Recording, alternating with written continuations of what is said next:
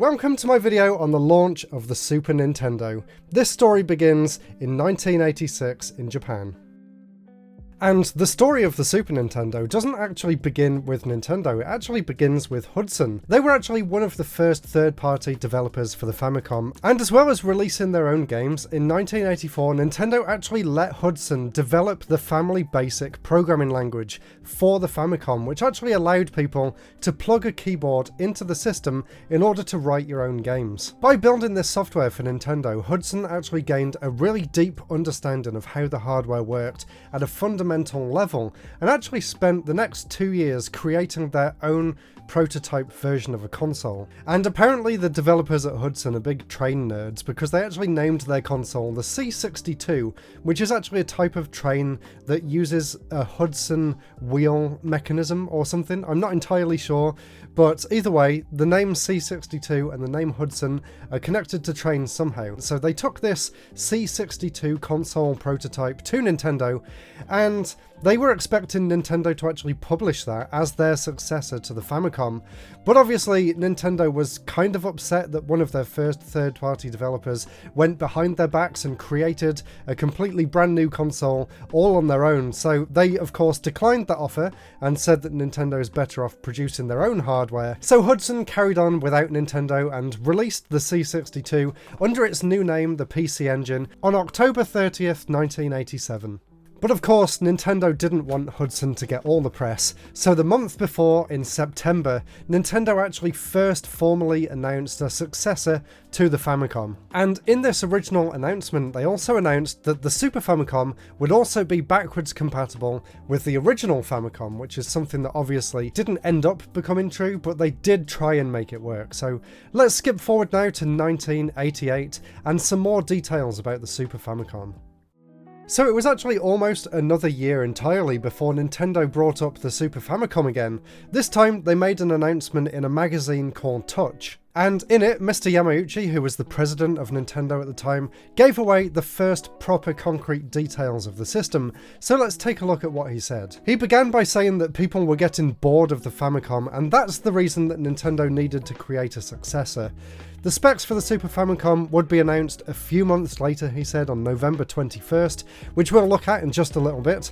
He did say that the CPU will be a 16-bit CPU, and the sound chip would actually be custom made by Sony, who Nintendo were actually partnering with for the development of the Super Nintendo. He also mentioned that they would be focusing exclusively on quality of games over quantity, and at this event he also announced Super Mario Bros. 4, and he also announced Dragon Quest V, which was actually announced before Enix even knew they were working on the games, and he also said that the target sales by the end of the first year were 3 million units. And also in 1988, Sega announced the Sega Mark V. So if you remember back to the previous episode that I did on the Famicom, Sega actually released the SG-1000 on exactly the same day as the Famicom, but this time Sega would release their next system, which at the time was called the Sega Mark V, but obviously by release it got rebranded to the Sega Mega Drive. They would actually release that in October 1988, which was actually 2 years before Nintendo finally got their 16-bit system out the door. And the Mega Drive would go on to launch in October that year, but of course Nintendo wants to undercut every other game developer out there, so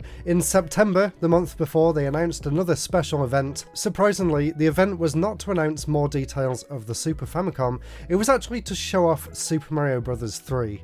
And I know this isn't a NES focused video because I already did that, but I found this really cool clip of the announcement of Super Mario 3 that's actually been preserved on Nico Nico, so just take a quick look at this. I thought it was really interesting. It actually seems like they announced a lot of other Famicom things at the same time as well, and this is kind of like some weird prototype Nintendo Direct footage from the 80s, which is really cool. And a month after the Mega Drive launched, Nintendo finally held a proper event for the press where they showed off the system and some games and prototypes for the very first time. Unfortunately, also at this event, they had to cancel plans for the full-on backwards compatibility with the original Famicom. Instead, they had this weird workaround that they showed where the Famicom was actually a completely separate redesigned system that would plug into the Super Nintendo next to it, and you would then feed the AV cables into the back of the Super Nintendo, and then it would actually have a Famicom button on the front where you could swap between Super Famicom and original Famicom. And of course, in the end, they just ended up dropping the idea completely, but it's interesting to see that they tried to hold on to this concept for so long. As for what else they showed off at this event, they showed off a few prototype games and demos. There was a very early demo of Pilot Wings. At the time it was called Dragonfly, and it looks very different. It actually looked a lot more like an action game than the simulation style game that it ended up becoming. But of course it was a great showcase for Mode 7, and I'm sure people at the time were very impressed with what the rotational graphics were able to do. They did also show off a separate Mode 7 demo, which actually does seem closer to what Pilot Wings ended up becoming, so I think they just merged the two together at some point in the future and it became Pilot Wings. There was one other demo which begins with these hot air balloons going up and then a car going past, and I was very fortunate to actually find some footage for this online, so have a look at the third and final demo that they showed off at this event. Interestingly, they also showed off a 16-bit version of Zelda 2, which was shown off in a few magazines the month after, but there's no surviving footage of this, and it's kind of unknown at this point whether it was just that one screenshot that they showed or whether there was actually plans to make a SNES version of Zelda 2. There's nothing really concrete out there online, but it's interesting to see that Nintendo were experimenting with taking some of their older games and moving them up to 16-bit, which of course they did to great effect in the SNES's life with Super Mario All-Stars. So obviously the most exciting thing at this event was the console itself, and it looks fairly similar to the final release, but there are some interesting differences, so let's take a look at those. Just like the Mega Drive, this one also had a headphone socket and a volume slider on the system itself, and it had 3 buttons on the top instead of 2 on the final unit. They were power, reset, and the Famicom button that I talked about to allow it to switch between the Famicom and the Super Famicom AV output. They also showed off the first design of the controller, which instead of having A, B, X and Y, actually had A, B, C and D buttons, and all of the buttons were red instead of the multicolours that we've got on the final one. It also featured an expansion port on the front of the system instead of on the bottom, so it also featured an expansion port on the front next to the 2 controller ports. And a lot of people who have Super Famicoms or Super Nintendos probably haven't even noticed this, but if you turn your system upside down, there's actually still that port here. So if you take this flap, you can actually see that it still exists underneath, and this was to allow it to sit on attachments like the Sony PlayStation if it was going to be an attachable CD drive underneath, or like the Satellaview, which did actually end up coming out in Japan, but as far as I know there wasn't any use for it outside of Japan, but it's interesting that they still kept it regardless. So at this event they were told that the Super Famicom would launch in 1990, but a few months later Miyamoto actually corrected that and said that the system was coming out in 1989 instead. As we all know, in 1989, it wasn't the Super Famicom that came out, it was actually the Game Boy, so Nintendo decided once again to put the release date of the Super Famicom back to 1990, as originally planned, and this would also give third-party developers the time to get their games up and running for the launch of the system too. So in 1989, Nintendo started their own trade show called Shoshinkai, also known as Space World, and this is the event that Nintendo would use all the way up until the release of the GameCube to announce their new hardware. So there was a lot more information showed off at Shoshinkai that year. So in July 1989 at the Shoshinkai event, Nintendo showed off the Super Famicom again with another hardware revision that much more closely resembles this final release right here, but there were a few very interesting differences and a few new prototypes shown off at the show as well, so let's take a look. So this design is almost identical to the final release, except it had a red power button instead of the grey one that we got on the final system, and it still retained the headphone socket and volume dial on the side as well. The most interesting thing about this particular prototype is the fact that last year, in April 2024, it actually went up for sale on Yahoo Auctions Japan, and it ended up amassing over $3 million before it was pulled from auction, and no one's heard or seen anything from it since.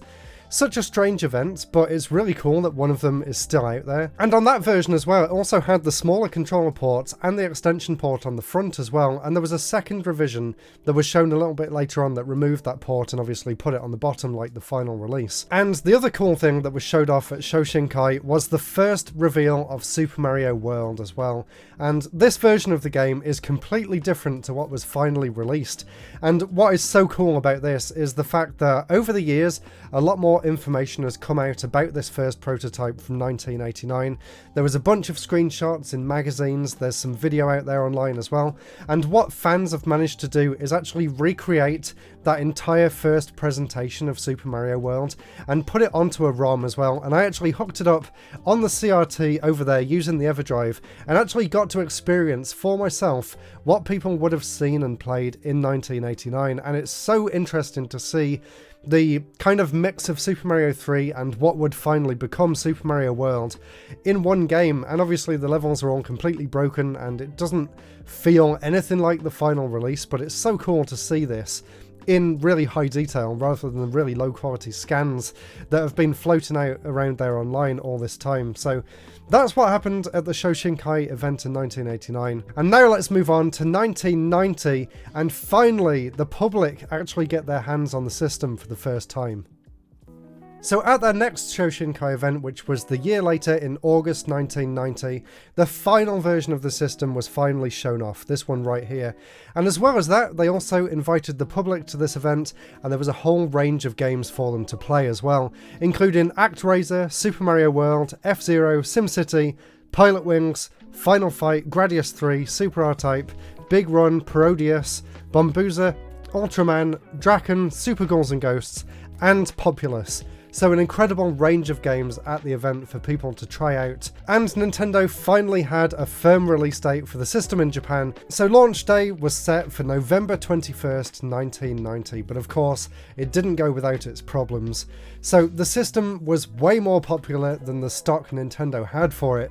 They had over 1.5 million pre-orders, but they were only able to get 300,000 systems ready for launch day, so there was a lot of disappointed people in Tokyo on the day that it launched. Thankfully, in the month to follow, they managed to get another 330,000 consoles, but it was still nowhere near enough, even though over 600,000 consoles sold in the first month made it the best-selling video game system of all time up until that point. And in fact, it was so successful and so popular on launch day, which happened to be a Wednesday, the Japanese government actually had to step in and ask technology manufacturers to not release game consoles midweek, so from then on, game console releases now have to happen on the weekend. And surprisingly, this time, America wasn't the second country to get their hands on the next Nintendo system, it was actually South Korea. So if you remember in the previous part, I actually said that in South Korea, Nintendo wasn't actually allowed to sell their own systems.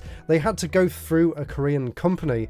So they actually partnered up with Hyundai, and just like they did with the original Famicom, Hyundai actually released the Super Famicom over in Korea as well, and they called it the Super Comboy to match with the Comboy that was the Famicom. It actually came out in Korea just a few days later on the 25th of November, and unlike the original Comboy, this one wasn't actually restricted to just Korean games. This one could also play Japanese games and American games as well if you changed the cartridge slot a little bit. Hyundai did actually release some of their own games for the system as well, and over the release of the system they actually released 34 official Korean versions of the games. And they actually look fairly interesting as well, because you would expect them all to use the Japanese box design, but about half of them actually used the box designs from the UK release, which is very strange. I'm not sure why they did that, but it's just interesting to see. And if you're curious about those box designs as well, I've got a Japanese and European release here. So the Japanese releases were actually mostly vertical oriented like this. This one's Jerry Boy, which is a really cool game by Game Freak, by the way. But yeah, this is how the boxes look in Japan, and this is how the boxes looked here in the UK. They're actually horizontal instead of vertical, and they have this Nintendo banner down the side. So that's the difference, and in Korea they actually had both designs, which is quite strange. And they're also different dimensions as well, so as you can see the Japanese ones are actually quite a bit thinner too. So after the releases in Japan and South Korea, Nintendo decided to start looking at America for the next release of the system. So let's move forward now to 1991 and the unfortunately very messy release of the Super Famicom in North America. So every year, all the way up until today, America starts with a massive trade show where all of the latest technology gets shown off, called CES, the Consumer Electronics Show. So of course, Nintendo was there in January 1991 to show off more Nintendo Entertainment System games and the Game Boy. The Super Famicom wasn't anywhere to be seen, surprisingly, much to many people's surprise. Well, actually, it was there, but it was behind closed doors and only a very select few press were actually allowed to see the console. For everyone else there, for all intents and purposes, Nintendo was only there to show off the Game Boy and the original Nintendo. There was one thing announced at that show regarding the Super Nintendo though, and that was a launch date of September 1991. The month after, in February, it was actually Sony and not Nintendo who broke the next piece of news for the system, and that was the fact that they'd partnered with Nintendo to create a CD add-on for the console called the PlayStation. So at the next CES show, which was hosted in Chicago in June that year, Sony actually brought the SNES PlayStation with them to show off at the event. It was announced at the show by Olaf Olafsson, who was the president of Sony Interactive Entertainment at the time, and he said they'd been working with Nintendo since 1988 on this CD add-on for the Super Nintendo. And they announced that it would be available at the end of the year for $400. But unfortunately for Sony, Nintendo wasn't happy with their license agreement with the system, and I'll cover all of this in a future video dedicated to the SNES PlayStation at some point in the future. But what you need to know now in regards to the launch of the Super Nintendo is the fact that Nintendo was very upset with Sony. They didn't like the license agreement with the CDs, so they decided to completely split their contract and move over to Philips instead. Unbeknownst to Sony, they would actually announce this the day after. But before we move on, there's a very interesting piece of trivia regarding the exact system that was shown off by Olaf Olafsson at this event at CES. So the interesting thing about the Sony PlayStation is the fact that the prototype actually ended up in an auction in 2009, and it was bought there by a man called Terry Diebold, and it was basically a bankruptcy auction for the company where Olafsson ended up working after Sony, and he bought it for an amazing $75. His son actually ended up finding it in 2015 in the attic, and they put it up for auction and managed to get $360,000 for it. And since then, the system's appeared at various different shows and gaming events over the years, and people have actually managed to get it fully working with the CD support as well. So it's just so cool that this original system that was shown off in 1991 and was never supposed to see the light of day actually came back, and people can actually get their hands on it, and it is a real thing that exists. And the transition between that and what eventually became the Sony PlayStation is such an interesting story, so definitely subscribe if you would like to hear that in the future. But back to CES now, and a look at what Nintendo actually announced at the show. They announced that the Super Nintendo would also be getting a redesign just like the original, from the same person as well, Lance Barr. The really cool thing is that over the years following, Lance Barr has actually released a lot of these original prototype concepts for the system, and you can actually find some of those original designs in this officially licensed book here that came out at the launch of the SNES Classic, and I couldn't actually find any of those pictures online, so I've actually scanned in what I found in this book, and I'll put a link in the description if you want to get those high quality scans for yourselves. So it's just so cool to see this, and have a look at what I managed to find over the screen here. And there was also a bunch of earlier prototypes that were shown off in magazines around the time of the show as well, so enjoy taking a look at some of these too. And unfortunately, I don't actually own an American Super Nintendo to actually show you an in-person comparison compared to the one we got here in the UK, so you'll just have to make do with these images, and I would love to try and get one for myself soon. It's not something that I've ever really seen in the UK, because unlike the original Nintendo, Lance's design was actually only used in America. When it came out for the rest of the world, as we'll see a little bit later on in this video, they went back to using the same design that they used for Japan this time. And now for the actual launch of the system, and it's surprisingly difficult to actually pinpoint a day where the system actually launched in America.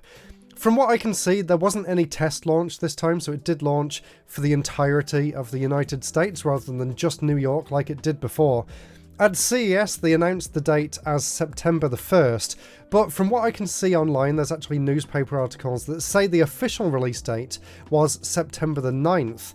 But I can also see some places that say that it was August 23rd. But even earlier than that, there's some newspaper articles that say that the Super Nintendo was available to buy as soon as August 21st, so I really have no idea. It was some point between the 21st of August and the 9th of September.